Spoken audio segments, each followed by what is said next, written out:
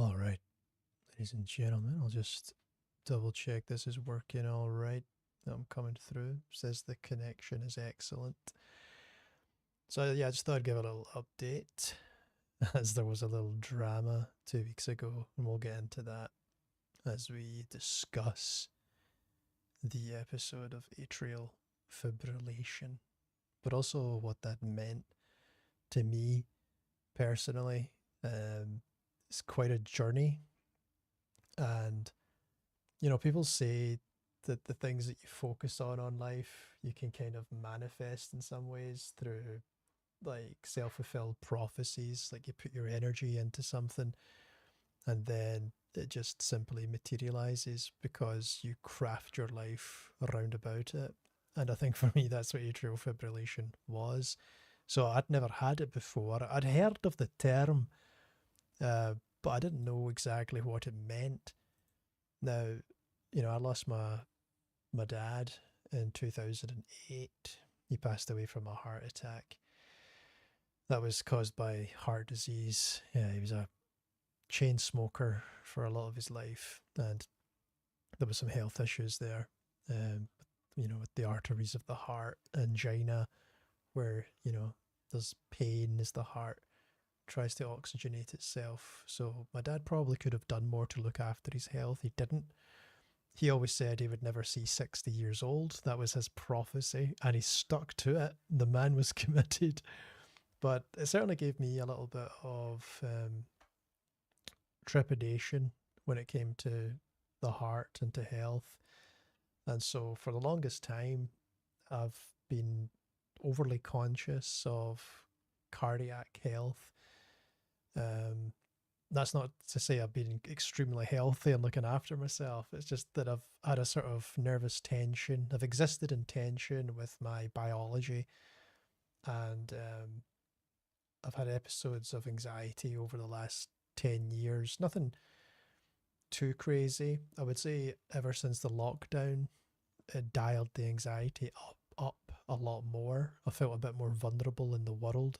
I wasn't in a strong place to handle the lockdowns. I think I was probably someone who was quite vulnerable to that, which I'm ashamed to admit. But it comes from a place of biological sensitivity as opposed to spiritual or characterful flaw. Like the way I interact with anxiety is these big dumps of adrenaline, and I've looked at my genetics, and my body doesn't process adrenaline as efficiently as a regular person. So adrenaline and cortisol stay in my system longer than they would someone else. And I've not done anything about that. The doctor will prescribe propanolol, which is a beta blocker, which stops the absorption of adrenaline into the system pretty much. But I don't like taking medications, and with lifestyle changes you can moderate these things, but I hadn't been doing that, to be honest. I hadn't been making any effort to moderate.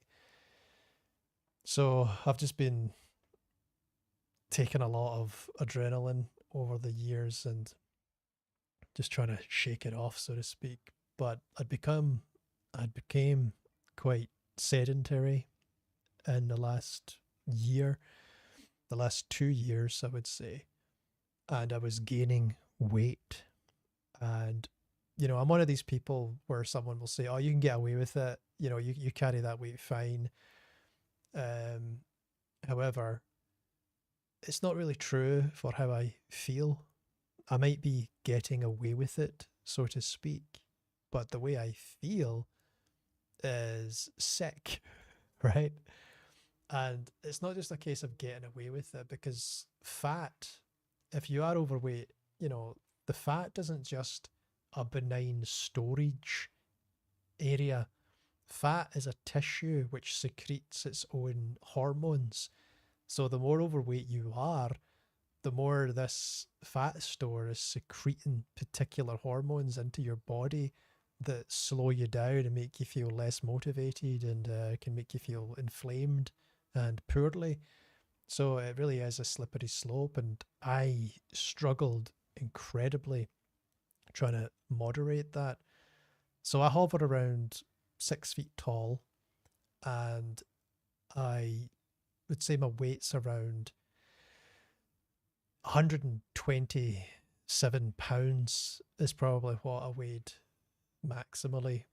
We don't use pounds in the UK. We don't use kilograms. We use stone, which I don't think anyone understands. But there's 14 pounds in a stone. So I was about 16 stone and some change, which, to be fair, is too heavy for me. I'm not a massive person, right? I know I come across as a giant on screen, but I'm not a massive person. I'm not a tiny person, but I'm not a massive person. I'm not someone with really thick bones and stuff. I'm quite slight. And a healthy weight for me would be around 175 pounds would be fine. So 224 pounds doesn't carry well. And the reason I bring that up is one of the biggest correlations between atrial fibrillation and, well, just getting it is weight. You know, if you lose a bunch of weight, you can half your chances of getting it. But if you gain weight, you know, you're increasing your chances of getting it by double. So that's where I was. I put myself in that position. I'd also started a ketogenic diet because I was trying to make healthy changes. But the problem with the ketogenic diet was I'd read somewhere that it depletes salt intake. So I started eating quite a lot of salty meats, you know, these cured meats and what's called pork scratchings or crackling. It's like the hide of a pig, and then you sear it up until it's nice and crispy, right? Well, that comes with plenty of salt. And I don't think the salt was boosting my blood pressure much. I don't think that's what was happening. My blood pressure's perfect. It's just the salt intake in itself maybe did something to the electrical balance in my heart. My electrolytes were okay. They weren't crazy, right? But I certainly feel like I was not perhaps getting the best nutrition ever. Anyways, what happened on that fateful night 2 weeks ago was I laid down in bed after eating a hefty meal. And this is something I do not recommend you do. Don't eat massive meals and then go to bed, right? It's a very simple lesson, but I was kind of thrown off in my routines and I wasn't sleeping. I'd missed a couple of nights' sleep. Ate a huge meal, which was just covered in chilies as well. It was like 3 chicken breasts and like 3 chilies all chopped up into it. And I was just trying to get my protein in with a bit of flavour. And then I went to bed to lie down. And I'd been struggling over the last couple of nights with these feelings. So what happens when you get sleepy is you shift from your sympathetic to your parasympathetic nervous system, right? And it's called an autonomic shift, right? It's when you go to sleep. And what was happening is that shift was happening, I was feeling this rising pressure in my chest, which was probably adrenaline, cortisol, just something was telling my body, oh, here, are you sure you want to sleep? Or something like that. But I could feel this electrical storm already happening inside me. And I think what was happening was I wasn't taking care of myself. I wasn't sleeping properly. I wasn't hydrating properly. I'm noticing hydration. I used to hydrate perfectly, but I've recognized now that my sense of thirst is now become unreliable. I'll quite happily drink 1 bottle of water in a day and think I'm fine. I don't feel that thirsty, but that's not good, right? So I think there was a bit of that. I was coming off of a week of drinking where I don't usually drink. So I was drinking like a Guinness, a San Miguel, and a little bit of tequila, things like this over the course of a week. That's not because I was starting to drink, right? I was entertaining guests and there was drink involved. So, and I'd stopped, but that can have an effect. That can catch up with you, you know what I mean? And then, yeah, so really I think it was just all these things coming together. And 2 nights before, the 18th of August, I had some sensations. Like I got up, like I had the rising pressure feeling, and I kind of sat up, kind of anxious, and I felt this little lump in my chest. I was like, "Whoa, what the hell?" But I didn't put up to anything. I was like, "Look, you've got anxiety issues right now. You need to get yourself in a nice, calm, even keel." But no, I went to bed again after missing a night of sleep, and ate that massive meal. And again, with the weight, so what I'm stressing is it's the weight, it's the meals, it's the missing the sleep, it's the not taking care of the stress and the adrenaline. Not just like normally stress or panic wouldn't cause this, right? You can have a panic attack 24/7. It wouldn't usually cause this, but you put all these, stack everything up all together, and it can create this electrical misfire. So I go to bed with a full stomach. I get the same kind of rising pressure feeling in my chest. I get up out of my bed. I move quite quickly, which I probably shouldn't have done either. Like I pounced out of bed and went to the toilet to put some fresh water in my face. And on my way there, suddenly, I just felt this weird sensation in my chest. Like it felt strange. Like it felt weird. And again, this is something I've been very conscious of my whole life, is my cardiac health and overly sensitive to little things, whatever. But this was just irreconcilable difference. Like this wasn't something I could chalk up to panic or anxiety. This was like, whoa.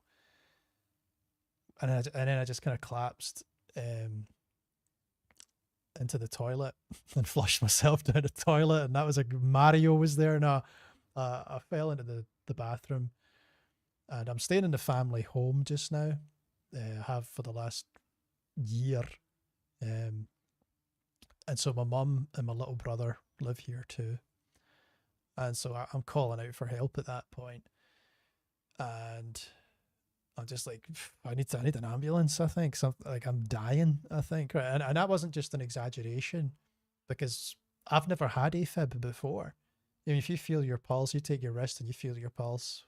1, 2, 3. I've got a very slow pulse right now, but it's probably because I'm on all that stuff, the healthy stuff.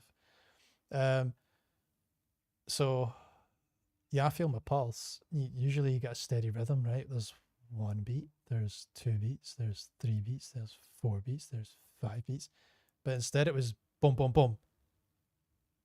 Do do do do do do do do do do.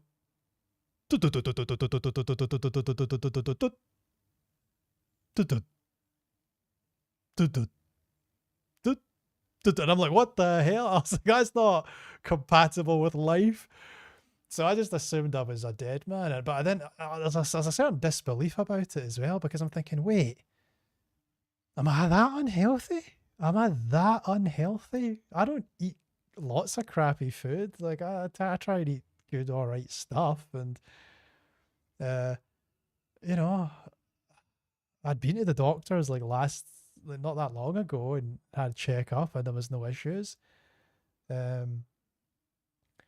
So I didn't understand it at first, but then you have to let go with all that stuff,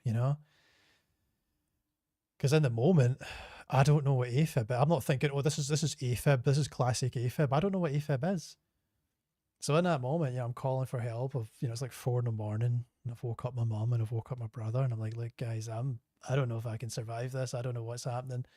I love you guys. I'm so sorry to do this to you guys. What a lot of stress and nonsense this is, but I love you guys. Things will be okay. And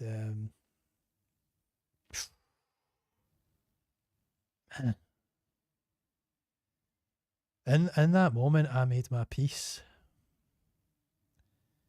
As silly as it might seem, as overly exaggerated and dramatic as that might sound, I didn't know what was happening to me, and I just made my peace. And I was like, right, here we go. Here we go. I just kind of meditated on the ideas of love,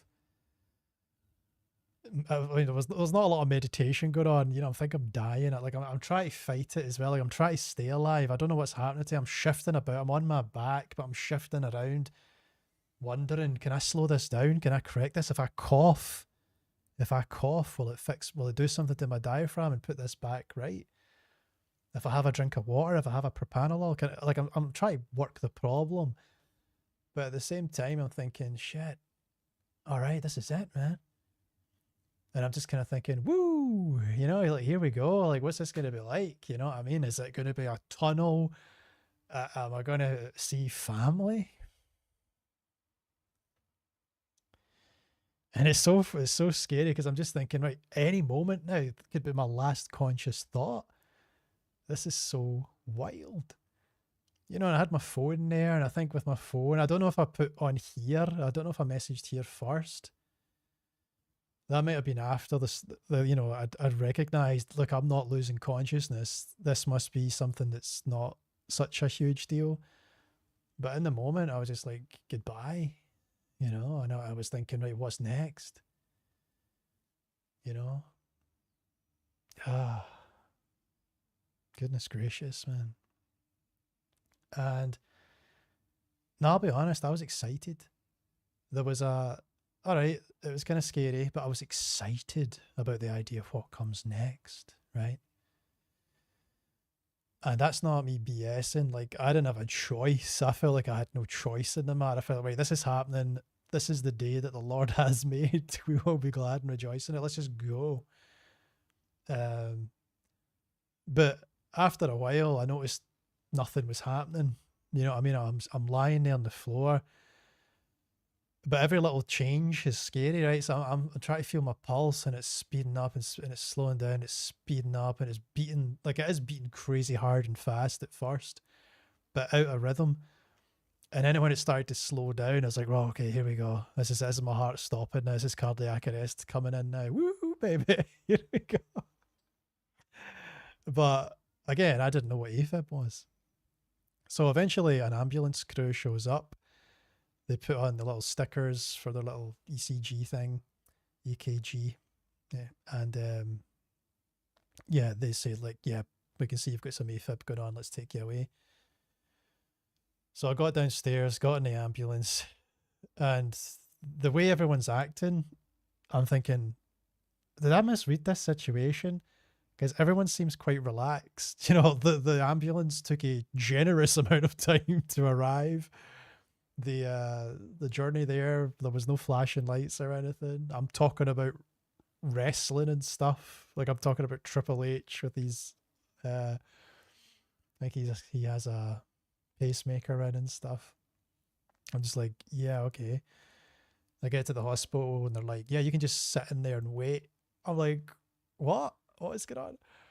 So I go into the ER, and they're going to triage me, but I don't know what's, again, I'm feeling very pale. And so the woman just takes one look at me and she takes me through, and then I'm sat in this little, because it's quite busy, so I'm sat in this little kind of side room, and it's quite a nice kind of one, full of staff and stuff. So yeah, they put me on a bed, and eventually I'm speaking to a doctor. So this all kicked off at 4 a.m. It's about 9:30 in the morning now, and I'm speaking to, like, a cardiologist doctor, a young one, and he's two of them actually. And they're listening to me and they're reassuring me. They're telling me, like, this isn't the deal. Like, AFib isn't the thing. When someone gets AFib, we don't care about AFib. And I'm like, oh, okay. Like, yeah, AFib is not the disease. AFib is the symptom. So we want to find out what's causing the AFib, right? And I'm like, right, oh, here we go. But at the same time, I'm thinking, right, I just want to land this plane, because it feels like you're in an aircraft that doesn't have any engines and you just want to land, you know? So yeah, they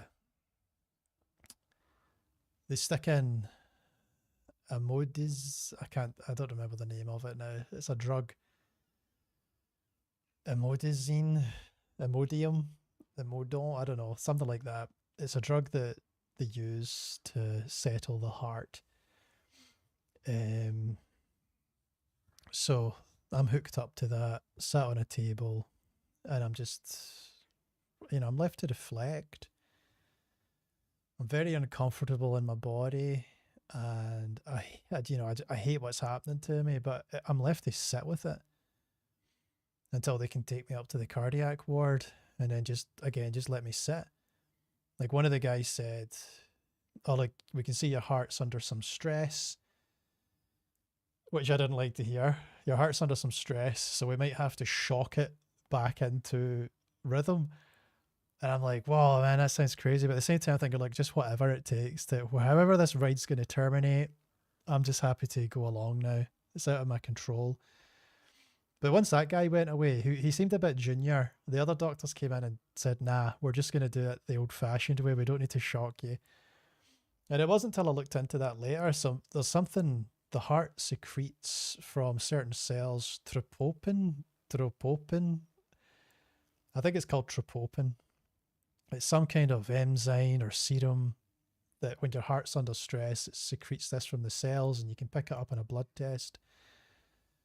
So my tropopin levels were 300, right? And I have no context for that. So I've studied this. I'm looking online for stuff later on in that day when I'm in the ward.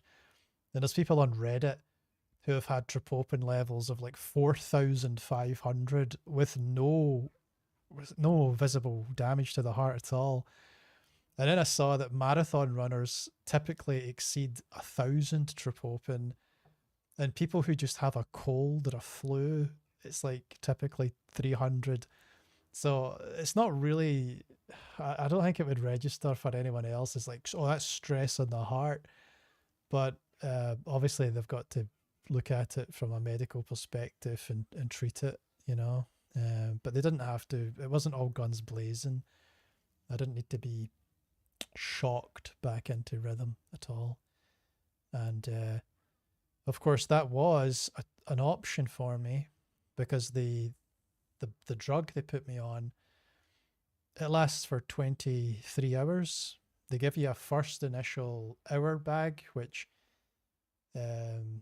gets it all into your system. And then they give you a 22-hour bag, which is the main sort of treatment. And, some people can just go back into normal rhythm by themselves. For some people, it can take a few hours. And as I'm up in the ward, and I'm noticing like this is taking 12 hours and I've still not flipped back. I'm not freaking out, but I'm just thinking to myself, oh man, am I going to be the one that needs to go through all this and then get the shock as well? But no. At a certain point, I started to realize what was happening to me. This is something I'd feared my whole life, right? My whole young adult life. I've been fearful of my health, fearful of the heart, thinking about my dad. And, it's my older brother's birthday on the 19th of August, and we're almost there. We're kissing the 19th of August at this point. And my heart's slowed down. Like, it's not racing out of control, but it's just not doing what I want it to do. And everybody's lovely in the ward. Very attentive, very nice. And I'm just sat there thinking, right, it's bedtime now. What am I going to do? What do I hope to have happen? And I thought, I'm gonna focus in on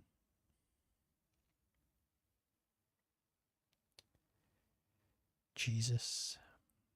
I'm going to focus in on Jesus. I'm going to take it nice and slow. And because I was staying quite hyper alert, because the more alert I was, the more I was fighting this thing. And I thought, I've just got to relax. I need to let go. So I stuck on there's these videos called ASMR, and it's like, when you go to the opticians and everything's very we're just going to change this here. We're just going to do this here.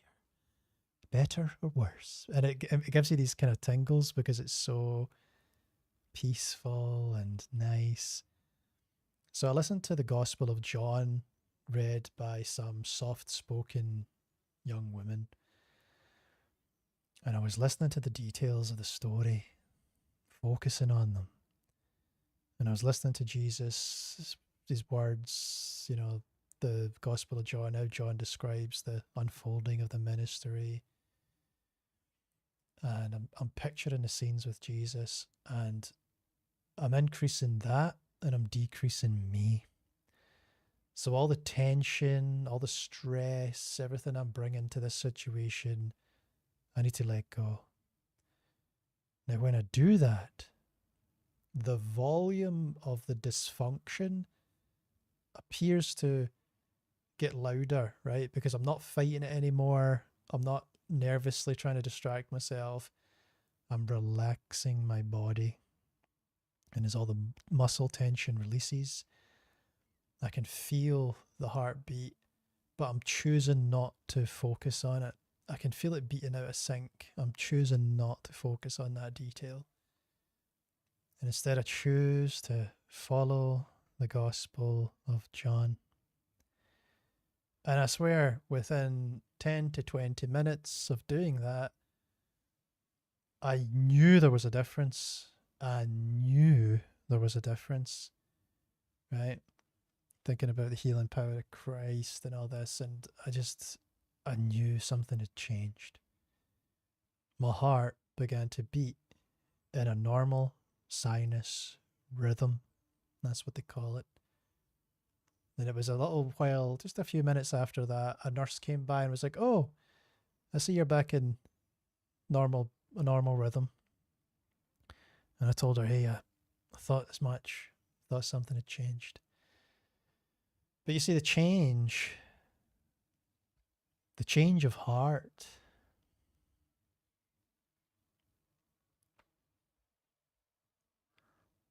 the change of heart wasn't just the physical heart.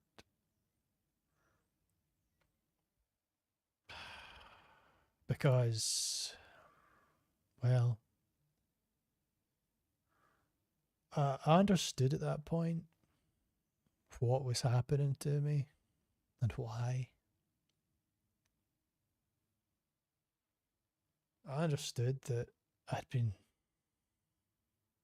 given a gift.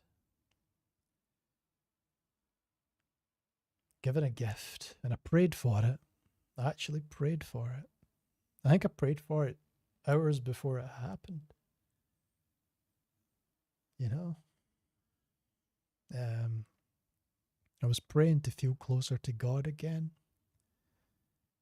because I used to have this incredible feeling when I would go to prayer, and I think I was dulling my senses and becoming a less in tune instrument of God's will. Perhaps still an instrument, but not hitting the right notes. And that's a personal thing as well, just looking at my life and in my relationships, who I want to be, why I want to be, my purpose. And here I was given the gift of, William, here is your worst fear. Here it is.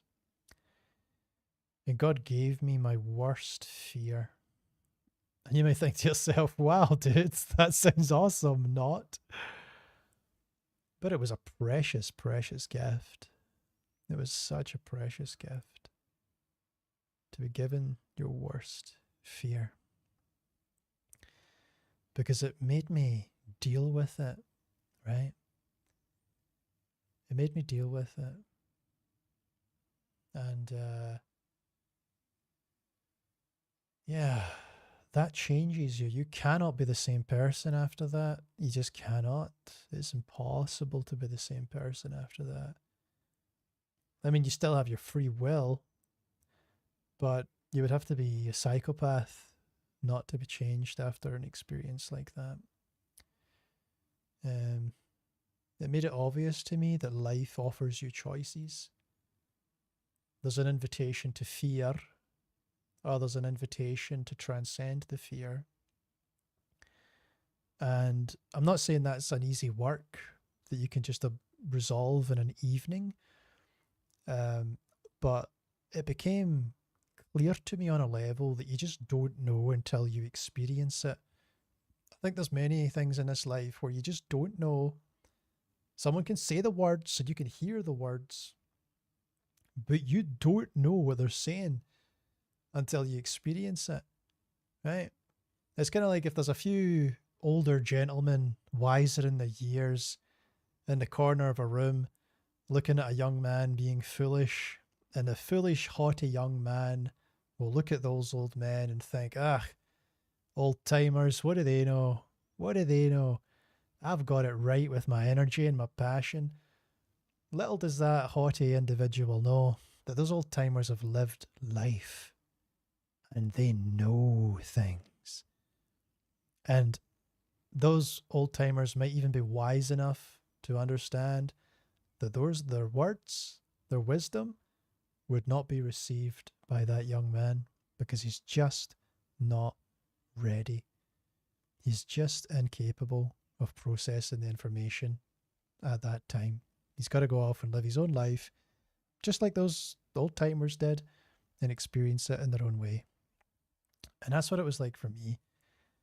I feel like I understood something, that I'd heard the words, I could sing the tune, I could whistle the melody, I could tell you the lyrics, but I was given a gift of understanding something that I'd heard, but I'd never truly experienced nor integrated into my being. And so 2 weeks past that, which was a traumatic event. I really want to be 4 weeks past it because, it's one of these things. It might never happen again, but if it is going to happen again, it will be within those first couple of weeks. So I don't want it to, so I'm taking it easy. All right, I'll sign off this video soon and go and chill. But a little exercise is good. Get my strength back up and all that. Hit the road running again about the 18th of September. But yeah, if you make it to 3 months and you don't have another episode, it's very, very unlikely to happen again out of nowhere, And that's the thing, it didn't really happen out of nowhere for me. They did scans and everything. There's no structural damage. There's no explanation. Or rather, there's no easy explanation for why this happened to me, right? The doctor didn't have a definitive answer, right? The doctor said, inflammation, like myocarditis or something like that. And it's like, I don't have myocarditis, right? I don't. Maybe there was some inflammation going on from poor nutrition, bad sleep, whatever. I think this was really materially a combination of the factors I described at the start of the video, having a BMI over 30 and overeating and going to bed and lying down and not dealing with stressors and stuff. I think that created the perfect storm. But spiritually, I think this was a gift to really highlight my energy, my focus, my purpose. It smartened me up, splashed some cold water in my face. It woke me up. It called me to attention. It brought me to a place of fear, but it didn't leave me in a place of fear. It helped me overcome the fear. Right? Now, I'm going to have to integrate the lesson. I'm not saying, oh, by the way, I'm fearless. I'm still easy, take it nice and easy. But it means that when I do get back to my regular routines, I need to be a bit more solid, and authentic to who I am, because that's something that fell by the wayside. When you go through an experience like that, the falseness goes away and the real you emerges. And the real me was just so anchored in love. You know, as I was saying that, I was like, love, just remember love. Love is the most important thing. And what it means to live a life of love. Yeah. And that's in relation to other people. So I want to be more responsive, more responsible, more charitable, more quick to fulfill. I don't want to say quick to fulfill promises, because it's more than a promise, right?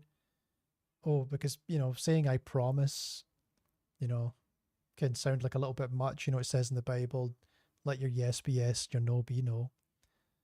And it's things that I've said that I would do, that I will. It's logged back there. I'm going to do it. But that relaxed, lackadaisical response to doing things, which has kind of defined me over the last few months, nah.